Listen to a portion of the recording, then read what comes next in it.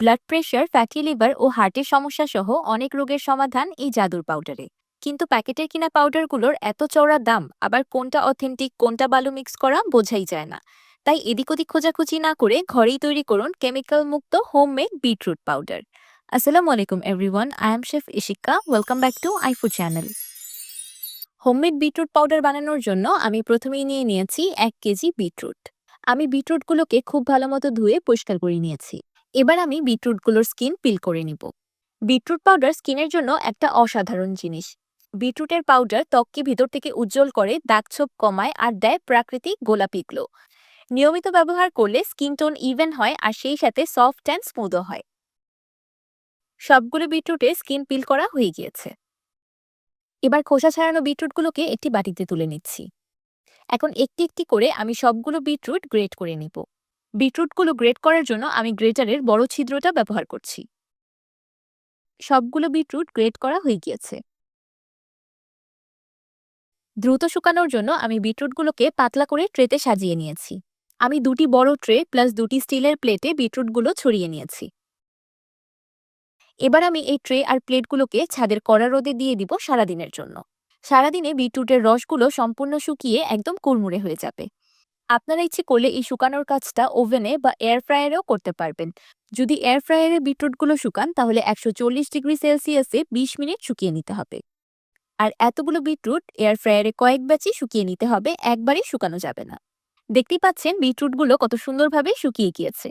এবার একটি চামচের সাহায্যে বিটরুট ট্রে থেকে তুলে নিচ্ছি। বিটরুট পাউডার তৈরি করার আগে অবশ্যই বিটরুটগুলোকে খুব ভালোভাবে শুকিয়ে নিতে হবে, যেন অল্প একটুও রস অবশিষ্ট না থাকে। তাহলে বিটরুট পাউডারটা খুব বেশি ভালো হবে আর পাউডারের শেলফ লাইফও অনেক গুণ বেড়ে যাবে। এবার শুকনো বিটরুটগুলো একটি ব্লেন্ডার জারে দিয়ে দিলাম। আমি বিটরুটের সাথে 2 ইঞ্চি সাইজের একটা আদাও কুচি কুচি করে শুকিয়ে নিয়েছি। দেখতেই পাচ্ছেন আদাগুলো শুকিয়ে একদম ক্রিস্পি হয়ে গিয়েছে। এবার বিটরুটের সাথে শুকনো আদাও অ্যাড করে দিলাম। এখন সবকিছু একসাথে খুব ভালোভাবে ব্লেন্ড করে নিলেই তৈরি হয়ে যাবে একটি জাদুর পাউডার বা হোমমেড বিটরুট পাউডার। বিটরুট পাউডারে আদা অ্যাড করার ফলে আপনি যখন পাউডারটা খাবেন তখন কোনো বাজে স্মেল আসবে না আর খেতেও ভালো লাগবে। এবার আমি বিটরুট পাউডারটাকে একটি চালনির সাহায্যে চেলে নিব, যেন একদম স্মুথ পাউডার পাওয়া যায়। এই অবশিষ্ট গুঁড়োগুলোকে আমি আবারও ব্লেন্ড করে নিয়েছি। বিটরুট পাউডার স্কিনের জন্য একটা অসাধারণ জিনিস।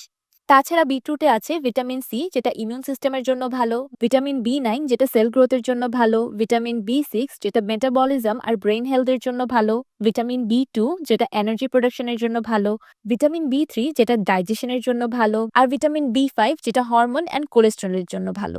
তার মানে এই বিটরুট পাউডারকে অলরাউন্ডার পাউডার বললেও ভুল হবে না।